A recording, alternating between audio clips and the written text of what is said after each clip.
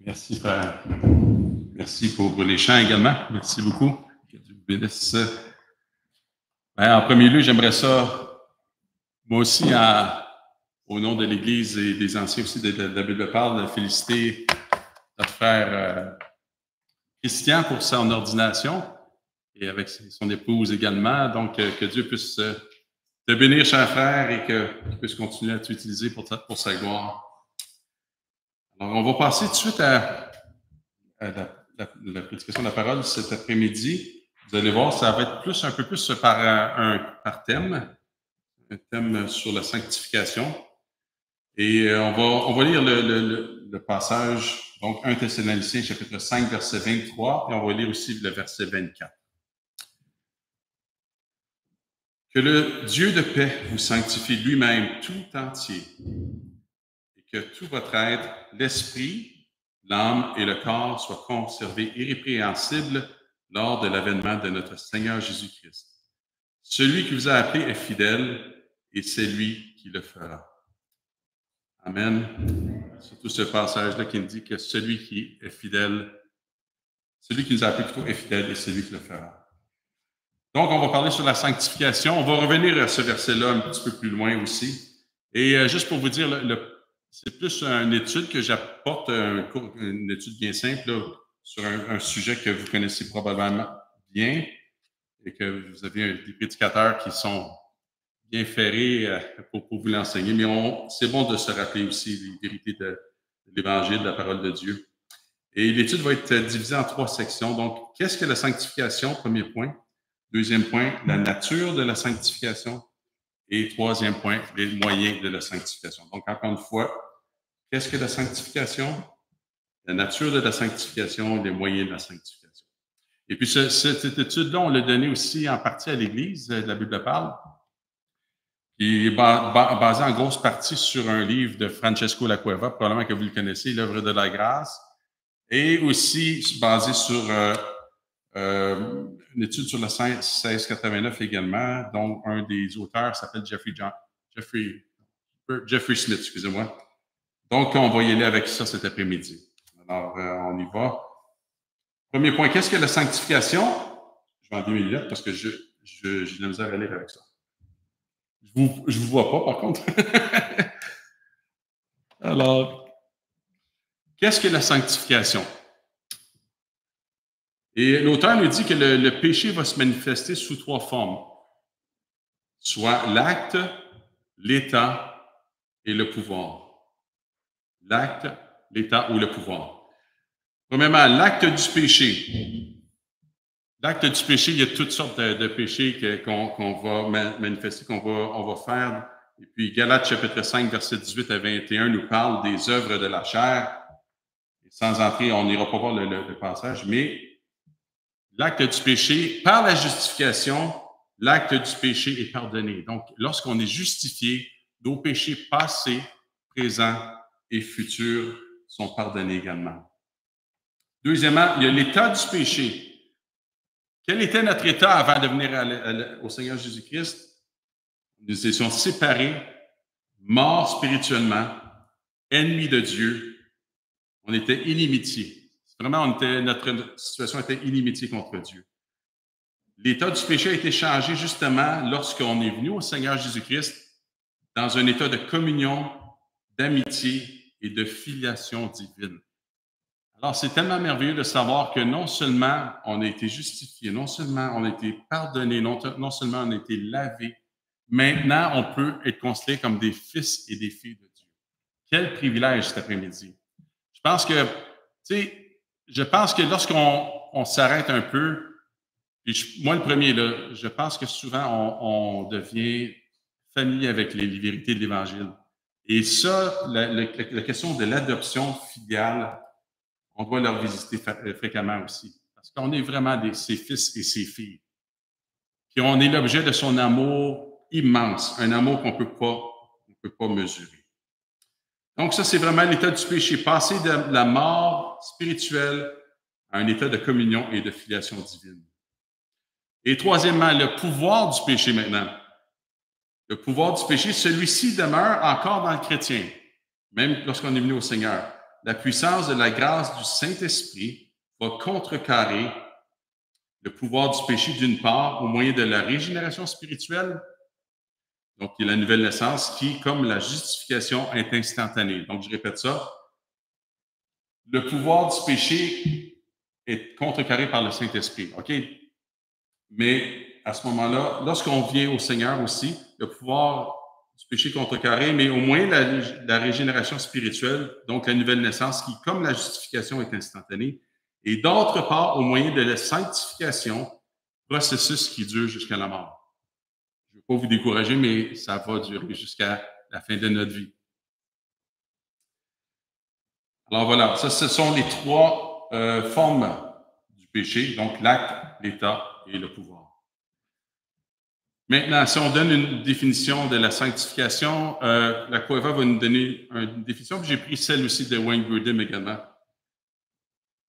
La Coeva dit « La sanctification est l'attitude continue de soumission au Saint-Esprit qui, ayant régénéré notre être intérieur, maintient et fortifie cette disposition de sainteté initiale. » Donc, je répète, la sanctification est l'attitude continue de soumission au Saint-Esprit qui, ayant régénéré notre être intérieur, maintient et fortifie cette disposition de sainteté initiale. On va revenir tantôt à ce qui a rapport avec la sainteté initiale. On va revenir un peu avec ce que ça veut dire. Tandis que Grudem va dire que la sanctification est une œuvre progressive à la fois de Dieu et de l'homme. Contrairement à la justification, contrairement à notre salut, qui est une œuvre complètement à l'œuvre de Dieu, donc monergiste, il y a vraiment une coopération ou un synergisme dans la sanctification qui nous rend de plus en plus libres à l'égard du péché et de plus en plus semblables à Christ dans le contexte de notre existence quotidienne. Donc, c'est une œuvre progressive, premièrement, qui requiert notre coopération. Il y a celle du Saint-Esprit, il y a celle de l'homme également, et qui nous rend de plus en plus libres à l'égard du péché et de plus en plus semblables à Christ dans le contexte de notre existence quotidienne. On peut retirer quelques remarques de la définition de la Coeva particulièrement. Avec la régénération spirituelle, le cœur a changé d'orientation. Il y subsiste cependant des tendances mauvaises qui doivent être dominées. Jean 13, verset 10, on peut tourner à ce passage-là. Lorsque, vous vous souvenez, lorsque Jésus décide de laver les pieds de ses disciples. Jean 13, verset 10.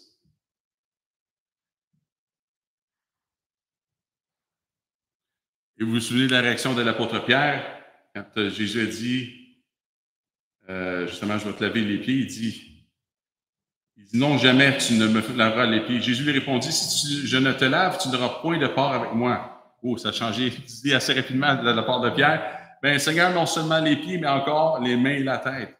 Alors Jésus répondit, celui qui est lavé n'a besoin que de se laver les pieds pour être entièrement pur, et vous êtes purs, mais non pas tous. Donc, il y a vraiment cette régénération spirituelle qui a fait en sorte qu'on était purifiés, qu'on était sanctifiés, mais qu'on a besoin aussi d'avoir cette œuvre aussi excusez-moi, je cherche le mot là, mais qui est progressive dans notre vie afin de devenir de plus en plus pur. Alors, c'est pour ça cette allusion-là par rapport à laver les pieds pour être entièrement pur.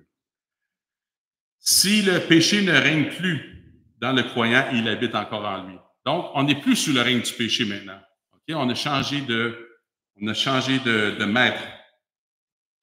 Deuxième point, le croyant justifié abrite encore en lui deux tendances contraires, deux centres de gravité ou deux natures. Encore ça, c'est la Coeva qui le mentionne.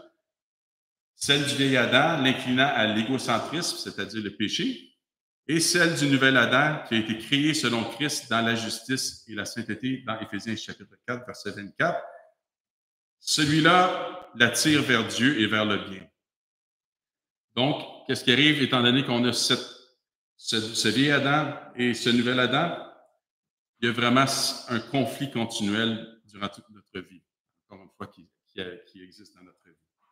Donc, le vieil Adam, un rappel que c'est le vieil Adam qui a écouté la voix du tentateur, Adam et Ève, Satan, qui est le père du mensonge. On le voit dans Jean chapitre 8, 44, lorsque Jésus le dit aux pharisiens en disant que vous avez comme père le diable, qui est le père du mensonge.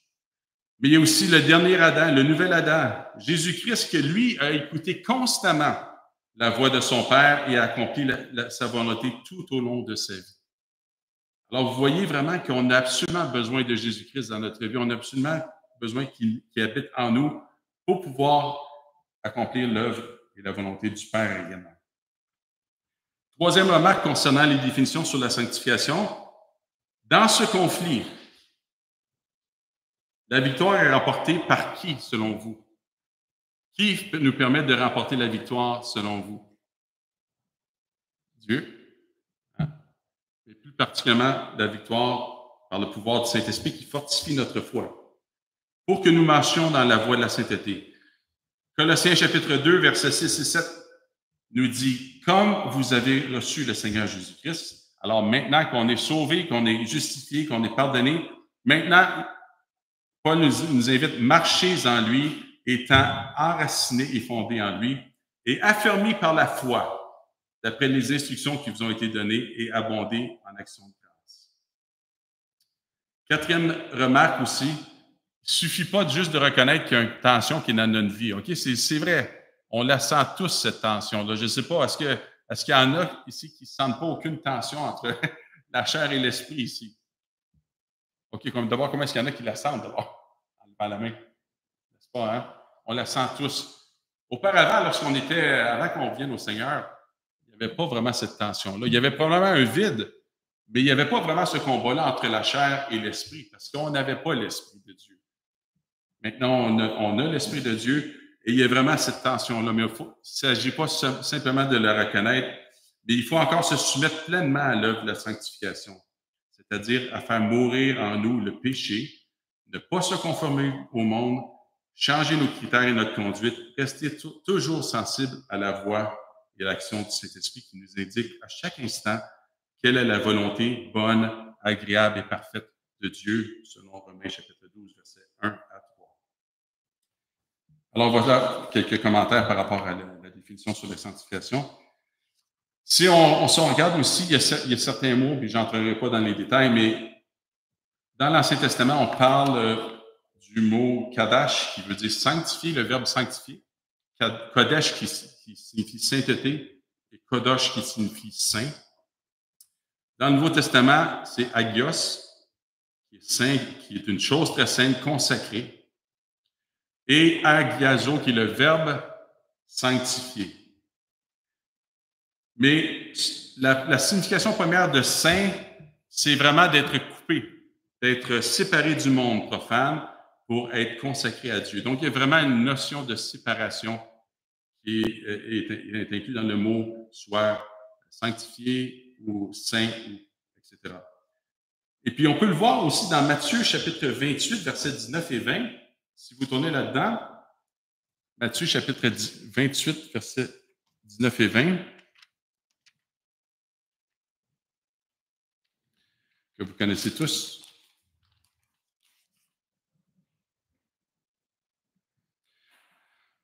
Alors que Jésus invite ses disciples, les apôtres, à faire aller vers la grande mission, la commission qu'il lui donne, il dit « Allez, faites de toutes les nations des disciples, les baptisant au nom du Père, du Fils et du Saint-Esprit, et enseignez-leur à observer tout ce que je vous ai prescrit. Et voici, je suis avec vous tous les jours jusqu'à la fin du monde. » Le verset 19 particulièrement, il y a vraiment cette proposition dans le grec qui est le eis. En tout cas, Mathieu, je sais que tu as pris des cours, tu as pris 4 cours de grec, et puis c'est quand même quelque chose qui est assez particulier, mais on apprend toujours là-dedans.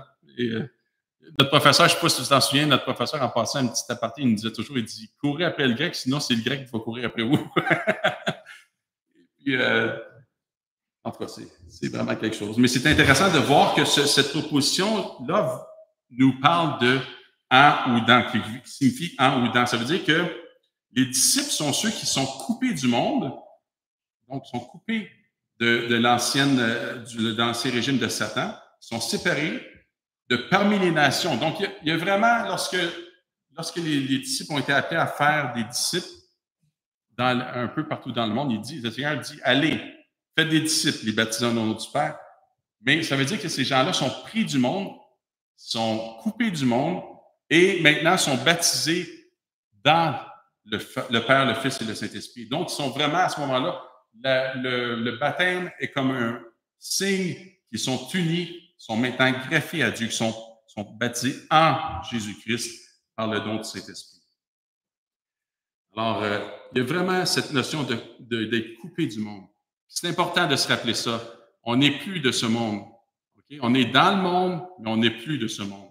Le Seigneur nous appelle à nous séparer du péché, nous séparer des influences que le monde nous donne, les philosophies, les façons de vivre, la façon de penser. Alors, c'est vraiment quelque chose que Dieu nous appelle à faire qui n'est pas évident toujours. C'est réellement un combat. Mais grâce soit rendue à Dieu, il nous a accordé son esprit pour pouvoir y arriver.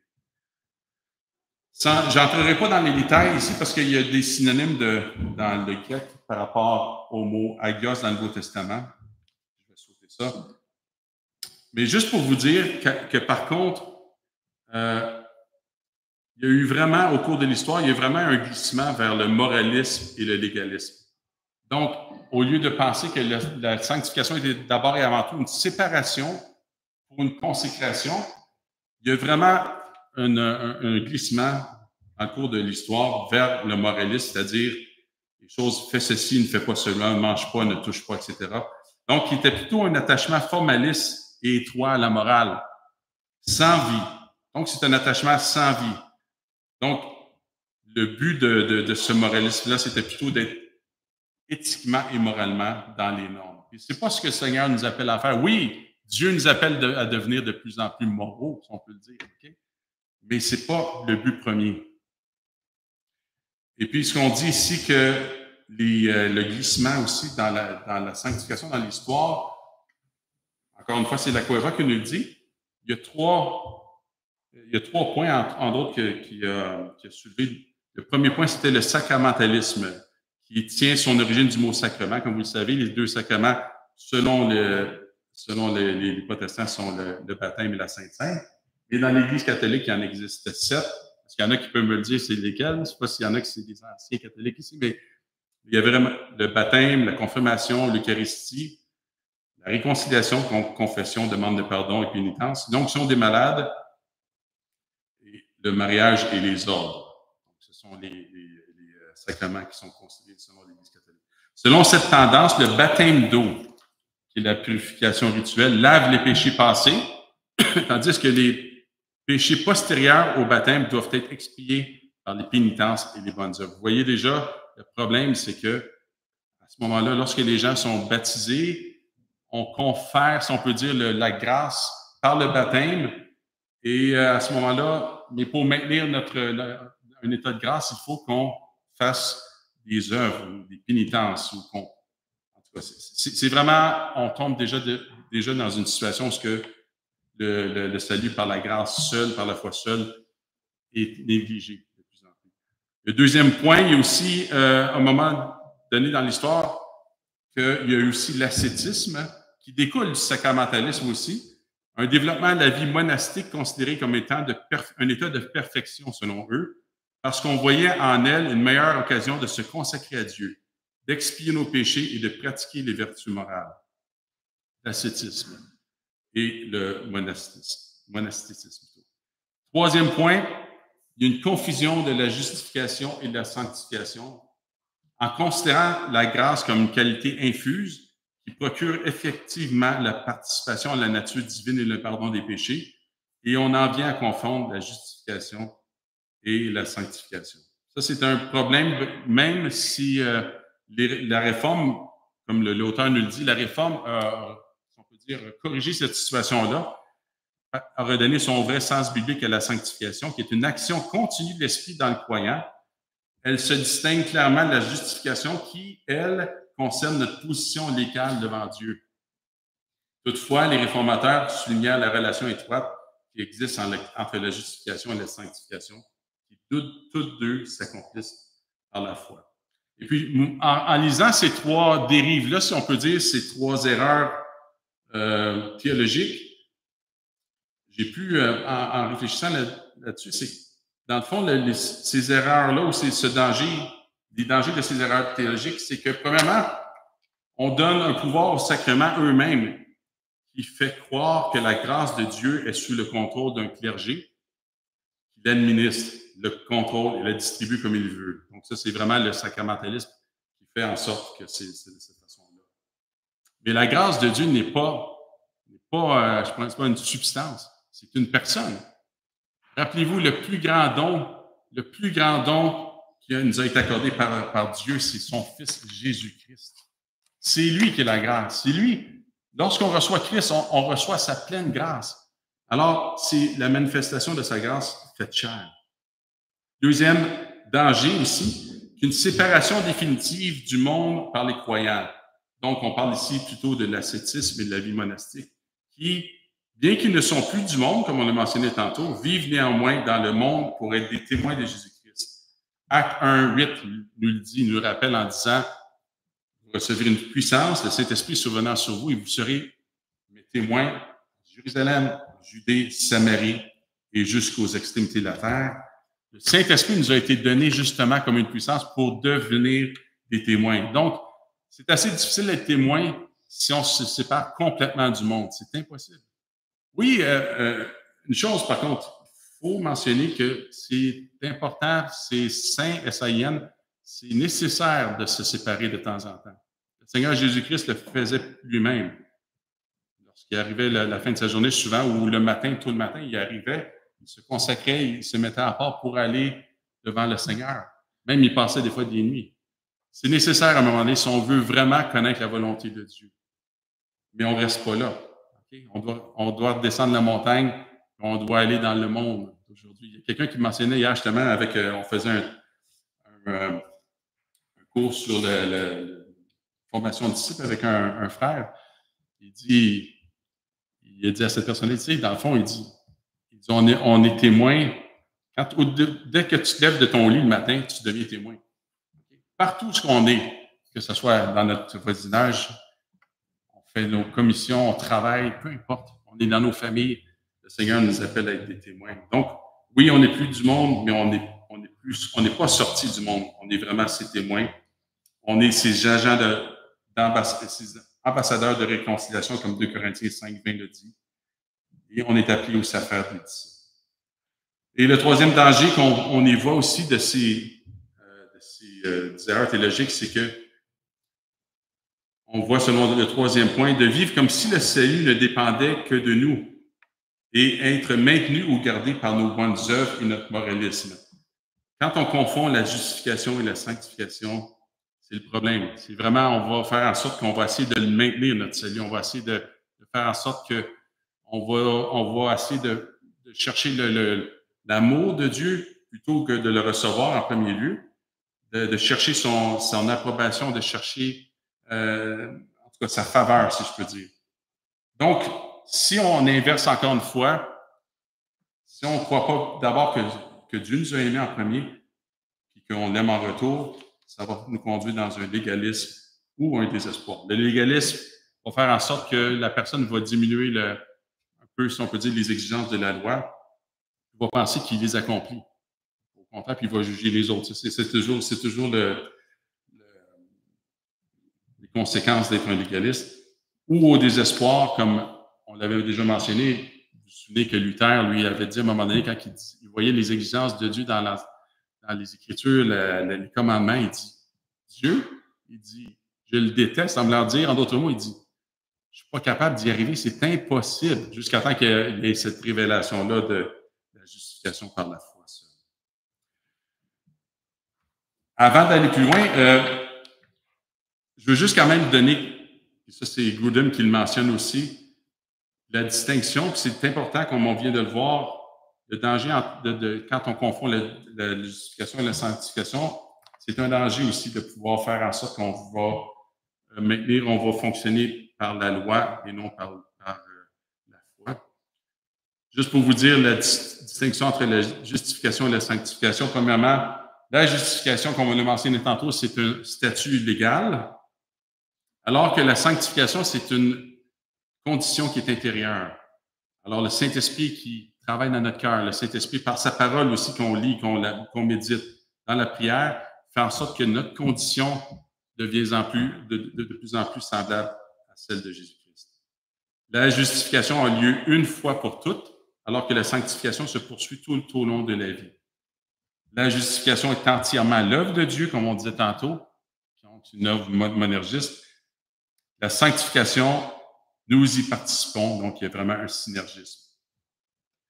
La justification est parfaite dans cette vie, tandis que la sanctification ne sera jamais parfaite dans cette vie. C'est sûr qu'on va plus qu'on va se sanctifier par l'œuvre du Saint-Esprit, on va s'approcher de la ressemblance à Christ, mais ça ne sera jamais complet et parfait. Et le dernier point, c'est que la justification est identique chez tous les croyants. Donc, Dave n'est pas plus justifié que Lana. On est tous justifiés, on a tous la même justice. C'est la justice qui a été imputée par Christ. Alors, on a la justice de Christ, tandis que la sanctification est différente selon les personnes. Je peux quand même lancer une question, vu que c'est plus une étude, une courte étude. Pourquoi, selon vous, justement, la sanctification serait différente d'une personne à l'autre? Gênez-vous pas pour...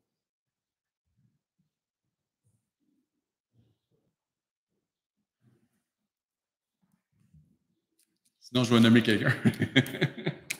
Pourquoi la sanctification est différente selon d'une personne à l'autre, d'un chrétien à l'autre? Oui, Dave.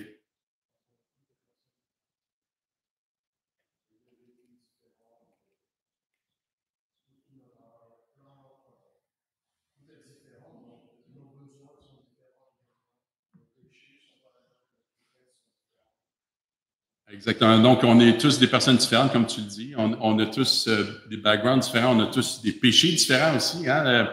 Pour un, peut-être mentir, pour lui, c'est un combat qui est extrêmement difficile. Puis venant à Christ, sachant qu'il ne doit plus mentir, ça peut être aussi un combat plus difficile que pour un autre. C'est effectivement le cas. Selon vous, y aurait-il peut-être une autre raison? Oui, frère.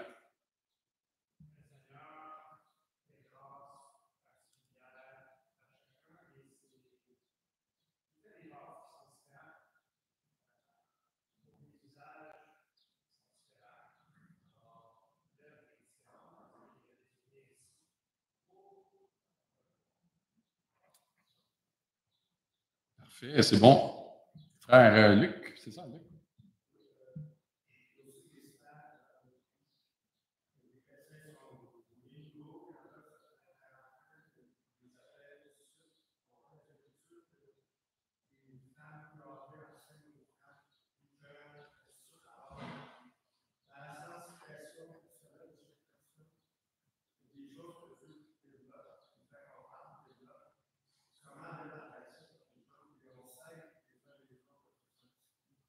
Oui.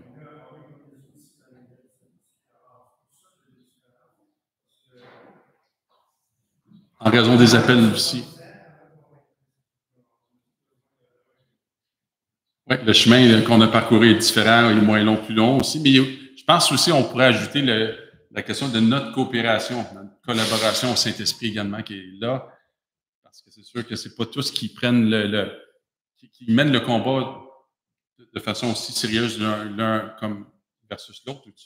Je pense que là-dedans, on peut voir aussi éventuellement qu'il y aura aussi la question des récompenses aussi au ciel.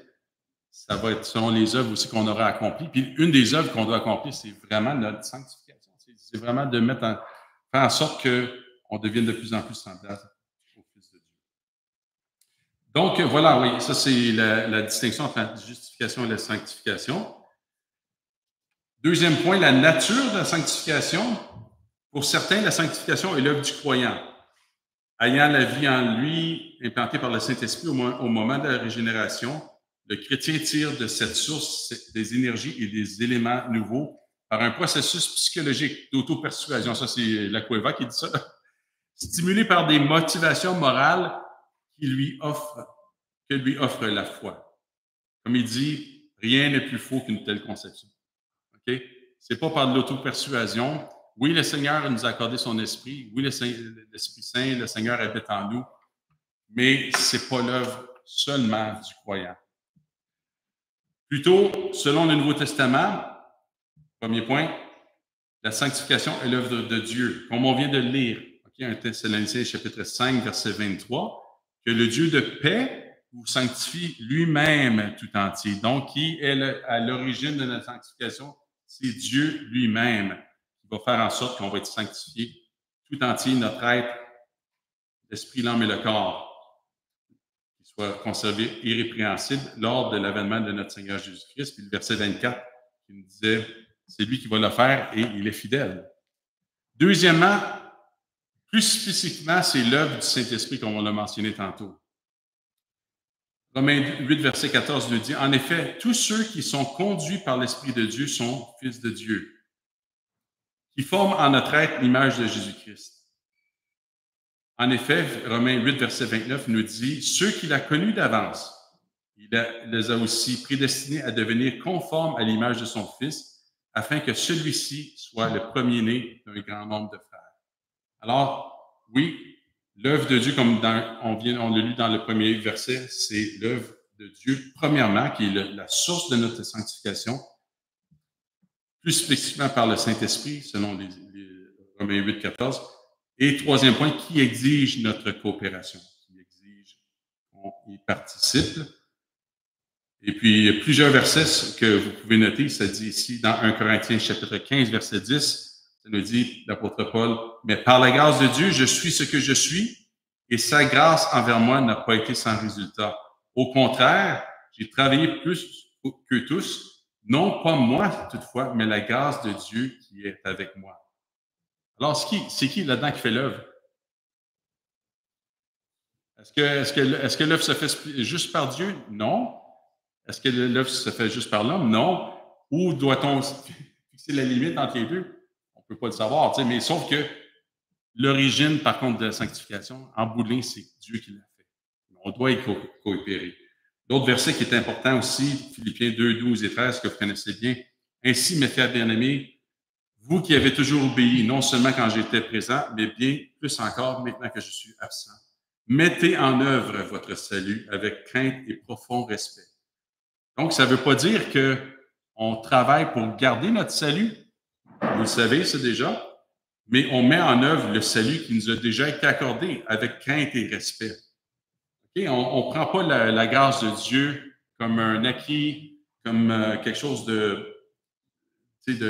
on prend pas, la grâce de Dieu, dans d'autres mots, n'est pas à bon marché.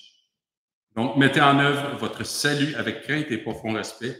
En effet, qui fait en sorte qu'on a ce désir-là? C'est Dieu qui produit en vous le vouloir et le faire pour son projet bienveillant. Philippiens 2, versets 12 et 13.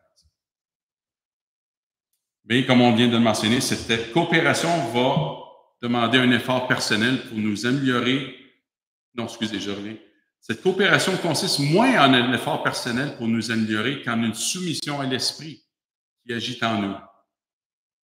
1 Corinthiens 3, verset 7. Peu importe, en fait, qui plante et qui arrose. Ce qui compte, c'est Dieu qui fait croître. Encore une fois, le grand architecte, celui qui va être notre source pour la sanctification, qui va être la source de notre puissance aussi dans la sanctification, c'est Dieu lui-même. Mais encore une fois, on doit se soumettre à l'Esprit Saint. Une des choses qu'on peut faire, c'est que, en étant des chrétiens, des enfants de Dieu, on peut par contre attrister l'Esprit. Parce qu'on peut résister parfois, lorsque le Seigneur met vraiment sur notre cœur, OK, il faut que tu adresses telle chose dans ta vie, il faut que tu aies demandé pardon à ton frère, à ta sœur, il faut que peu importe la situation, mais le Seigneur nous appelle aussi à lui obéir, à se soumettre à ce que le Saint-Esprit met sur notre cœur. Sauf que on peut parfois attrister cet esprit. Donc, la sanctification est un développement progressif de la vie divine en nous, une croissance qui s'opère de l'intérieur vers l'extérieur. L'action du Saint-Esprit n'est pas instantanée et il ne faut pas se décourager, comme on le mentionnait tantôt, lorsque nous n'avons pas l'impression de progresser. Ça nous arrive dans notre vie à un moment donné, tu te dis, l'impression, donc, il me semble que je suis en train de lutter avec le même type de pensée, le même type j'ai l'impression que je ne mets pas les efforts nécessaires. J'ai l'impression d'être las ou lâche plutôt. Mais il ne faut pas se décourager. C'est une œuvre progressive. L'auteur nous rappelle de nous rappeler aussi de la parabole de la semence dans Marc, chapitre 4, versets 26 à 29. Il dit d'abord, il y a la tige qui apparaît, puis après ça, il y a l'épi. Enfin, il y a les grains de blé qui remplissent cet épi.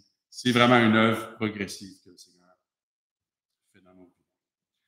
Donc, si la régénération est instantanée, la sanctification va prendre du temps. Alors, ne nous décourageons pas là-dedans. Et avant d'aller dans le dernier point, les deux aspects de la sanctification, il est bon de préciser que le Nouveau Testament aussi parle d'une sanctification qu'un auteur du nom de Jeffrey Smith, que je me parlais tantôt, parle d'une sanctification définitive. Qu'est-ce que la sanctification définitive? On en a parlé un petit peu tantôt. Il nous dit, notre union avec le Christ dans sa mort et sa résurrection n'a pas seulement assuré notre justification, mais elle est à la base et la cause effective de la création en nous d'un cœur nouveau et d'un esprit nouveau. C'est la sanctification initiale que l'on peut aussi appeler sanctification définitive. Il y a une sanctification définitive à la conversion, suivie d'une sanctification progressive tout au long de la vie chrétienne, et aussi il y aura une sanctification parfaite lors de l'avènement de Jésus-Christ. Par définitive, on entend un acte décisif une fois pour toutes. Donc, dans le Nouveau Testament, on ne parle pas seulement de la sanctification comme un processus, on parle aussi souvent d'un acte unique et définitif. Le changement fondamental et radical, nous dit Smith, qui se produit dans la condition morale et éthique du pécheur lorsqu'il est uni au Christ dans la régénération. Et puis ça, si vous en souvenez, il y a beaucoup de versets, puis il semble, en tout cas, je n'ai pas fait le décompte, mais il semble que dans le Nouveau Testament, il y a plus de versets qui nous parlent de cette sanctification définitive que de la sanctification progressive.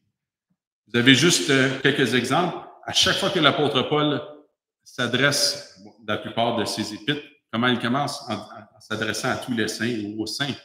Donc, ces gens-là sont vraiment considérés comme saints. Pourquoi? Parce qu'ils ont été, encore une fois, coupés de leur ancien maître pour être greffés à leur nouveau maître Jésus-Christ par le Saint-Esprit. Alors, ils sont considérés, ils ont été séparés pour l'œuvre et pour la consécration en vue de l'œuvre et aussi de vivre pour le Seigneur Jésus-Christ.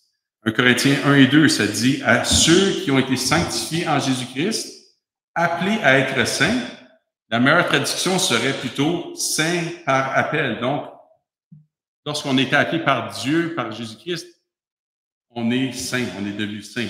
La version Semeur qui nous dit qui ont été appelés à faire partie du peuple saint.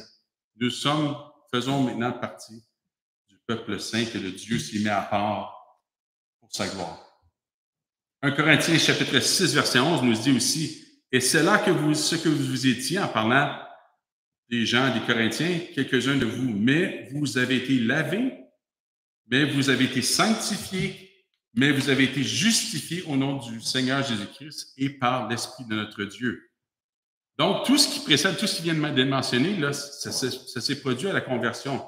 Il y a vraiment la sanctification qui est mentionnée là, et la justification également, et le lavement des péchés. C'est ce qu'on appelle la sanctification définitive. Un autre verset peut-être qui peut vous aider, c'est 2 Thessaloniciens 2,13, nous disant « Pour nous, frères bien-aimés du Seigneur, nous devons à votre sujet rendre continuellement grâce à Dieu parce que Dieu vous a choisi dès le commencement pour le salut par la sanctification de l'Esprit et par la foi en la vérité. » Encore une fois, il y a cette notion de sanctification définitive dans ce verset-là au moment du salut, alors que l'Esprit vient habiter en nous.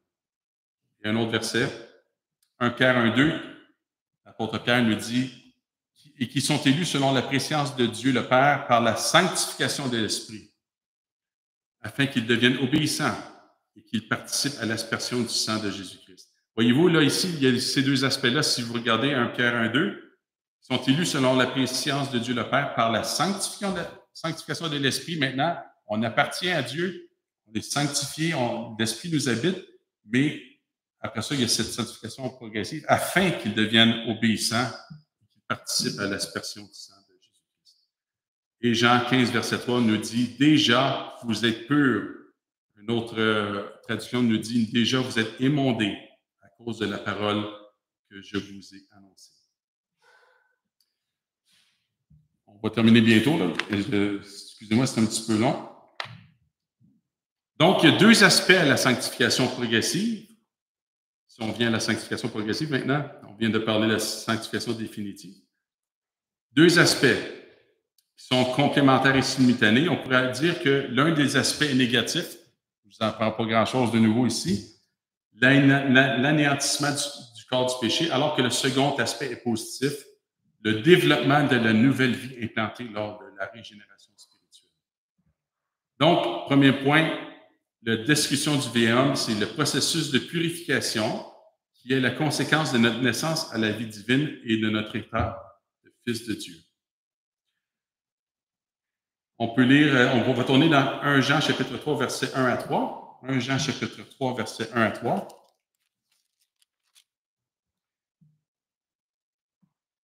L'apôtre Jean nous dit, « Voyez quel amour le Père nous a témoigné pour que nous soyons appelés enfants de Dieu, et nous le sommes. Si le monde ne nous connaît pas, c'est qu'il ne n'a pas connu. Bien-aimés, nous sommes maintenant enfants de Dieu, et ce que nous serons un jour n'a pas encore été révélé. Mais nous savons que lorsque Christ apparaîtra, nous serons semblables à lui parce que nous le verrons tel qu'il est. Toute personne qui possède cette espérance en lui se purifie comme lui-même est pur. » Donc, ici, dans ce verset-là, on voit qu'il va y avoir une sanctification pas définitive, mais finale et parfaite lorsque Christ va apparaître. Mais entre-temps, toute personne qui possède cette espérance, l'espérance de revoir Jésus-Christ, de voir Jésus-Christ un jour, se purifie comme lui-même est pur. Et puis, un auteur qui mentionne que le mot grec du mot pur ici signifie feu. Comme le feu rend pur les métaux précieux, la purification enlève de notre âme et de notre esprit la souillure du péché. C'est ce que la Bible appelle la crucifixion. Et le deuxième aspect de la sanctification, c'est le côté positif, c'est le développement de l'homme nouveau maintenant, qui entraîne une action positive de la nouvelle vie. L'Esprit, en prenant contrôle de toutes nos facultés, Romains 8, versets 4 et 14, fortifie notre esprit et le conduit à pratiquer le bien. 2 Pierre, chapitre 1, versets 3 et 4. Sa puissance divine nous a donné tout ce qui est nécessaire à la vie et à la piété, en nous faisant connaître celui qui nous a appelés par sa propre gloire et par sa force. Celle-ci nous assure les plus grandes et les plus précieuses promesses.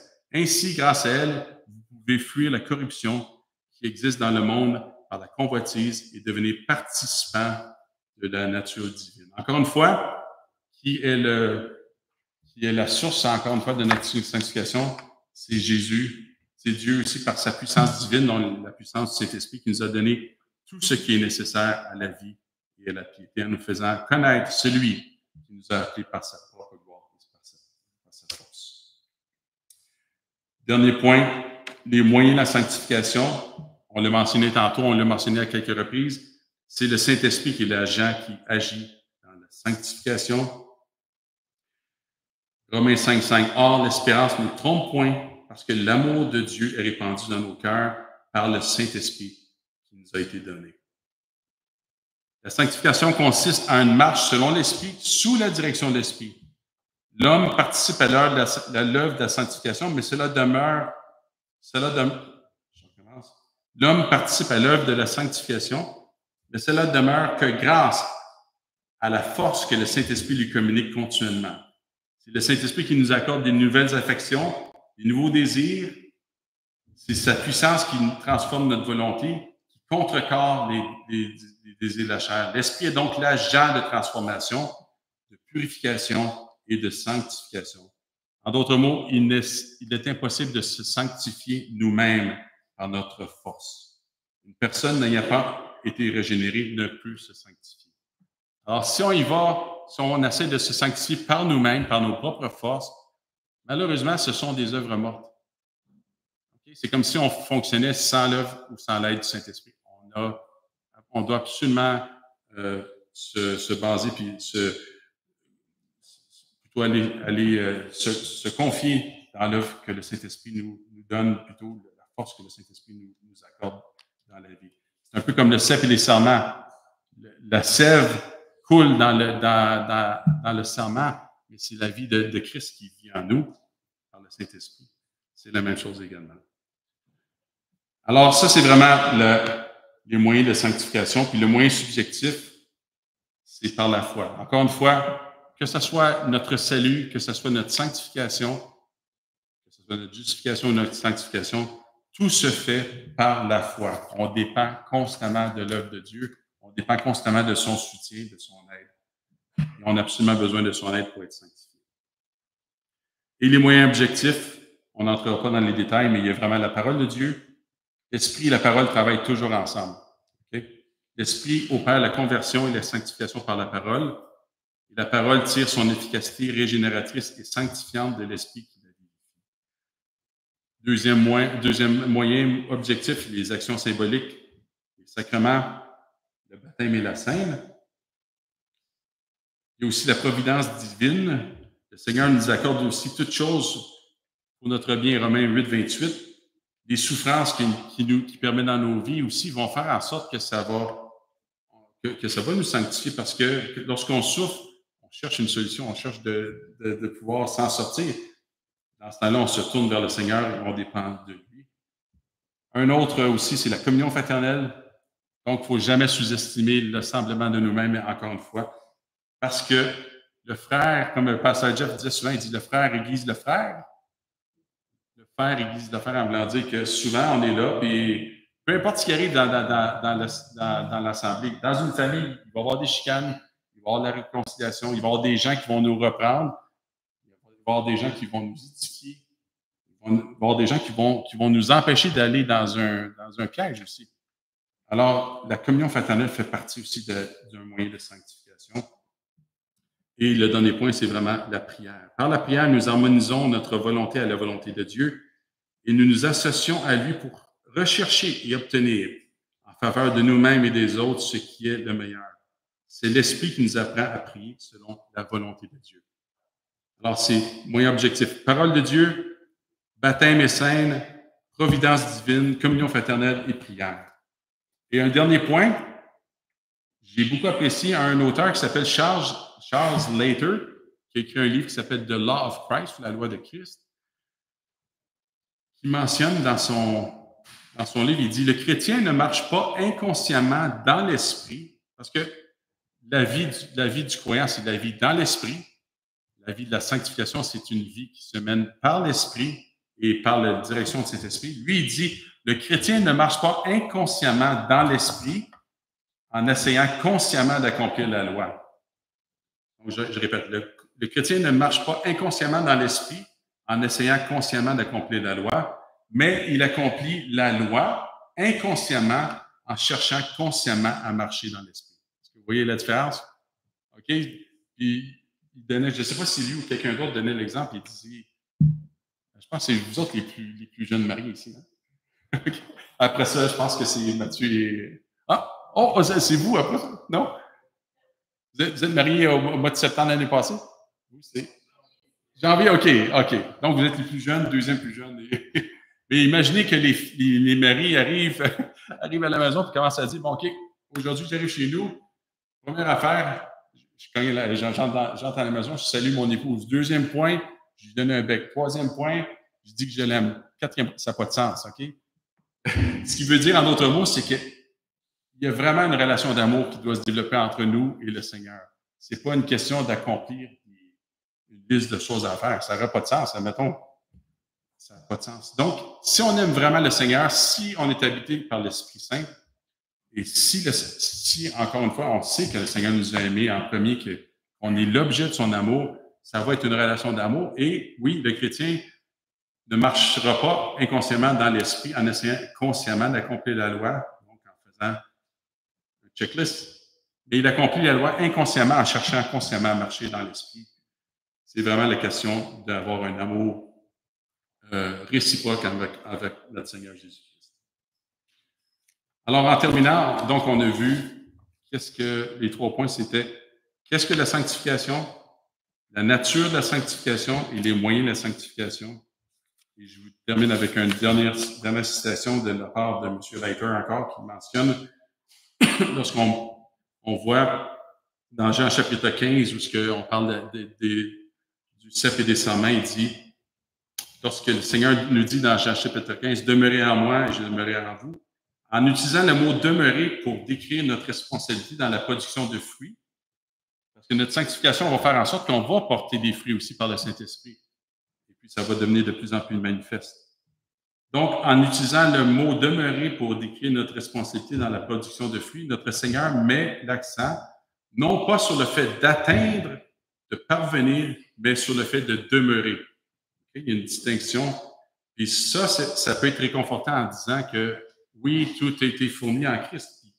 Il habite en nous, nous habitons en lui. L'appel à demeurer n'est pas tant un appel à faire quelque chose qu'un appel à vivre là où nous sommes. Donc, on était justifiés une fois pour toutes, comme on l'a mentionné tantôt.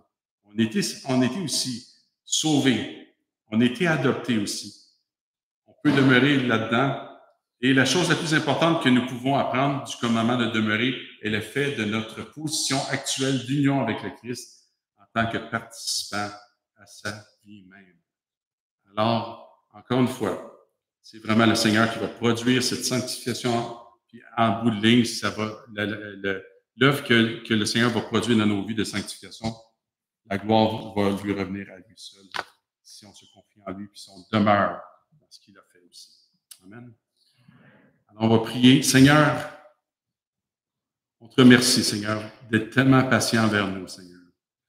On te remercie parce que tu nous as accordé ton esprit. On te remercie également parce que tu nous as justifiés une fois pour toutes. Personne ici qui te connaît, Seigneur, n'est plus justifié l'un que l'autre, Seigneur. Parce qu'on a on a été déclaré juste par la justice imputée de Christ, cette justice parfaite. Et merci de nous avoir sanctifiés aussi, de nous avoir coupés, Seigneur, du monde, pour nous avoir transportés dans le royaume de ton Fils, du Fils de ton amour. Alors, Seigneur, maintenant, notre supplication, c'est que tu nous aides à continuer ce combat, Seigneur. Premièrement, on sait que si on doit regarder, comme Paul nous rappelle, de regarder aux choses d'en haut, de garder les yeux fixés sur Jésus, lorsqu'on fait cette course, qu'on marche ou qu'on court, Seigneur, comme l'Épître aux Hébreux nous rappelle, c'est que premièrement, tu dois illuminer les yeux de notre cœur. Seigneur, tu l'as fait une fois en nous sauvant, mais continue à illuminer les yeux de notre cœur afin qu'on puisse constamment te voir. Seigneur, on ne veut pas nous sanctifier par nos propres forces, ça ne servirait à rien, on s'épuiserait, on deviendrait découragé, quoi que ce soit. Et parfois, Seigneur, on l'avoue, on est découragé. Mais Seigneur, merci parce que tu nous renouvelles, tes bontés se renouvellent à chaque matin. Ton esprit est manifeste dans nos vies. Alors, Seigneur, merci de nous permettre de continuer à poursuivre la course sur le chemin qui est ouvert devant nous, ayant des témoins autour de nous, Seigneur, qui nous encouragent, l'assemblement de nous-mêmes, Seigneur, à persévérer dans la foi. Merci de nous permettre de nous sanctifier, de racheter le temps aussi, Seigneur, afin qu'on puisse devenir de plus en plus semblable à ton Fils Jésus-Christ. C'est notre désir, puis tu sais, la raison pour laquelle tu nous as appelés aussi à devenir semblables à l'image de ton Fils. Alors, bénis cette assemblée, bénis aussi Christian, bénis pasteur aussi Raymond également, bénis tous les gens ici, Seigneur. Personne n'est inutile pour ta gloire. Tout le monde, Seigneur Dieu, tu nous as accordé des dons pour pouvoir s'édifier les uns des autres et aussi pour qu'on se sanctifie, qu'on s'encourage, qu'on dise de ne pas lâcher, Seigneur Dieu. Lorsqu'un frère, une sœur est plus découragé, se sent abandonné de toi, Seigneur, on sait, Seigneur, que tu ne nous abandonnes jamais et que nos frères, nos sœurs vont nous le rappeler. Alors, bénis cette assemblée et que cette assemblée soit vraiment chandelier, Seigneur, dans ce quartier. On te prie dans le nom de Jésus. Amen. Amen. Amen.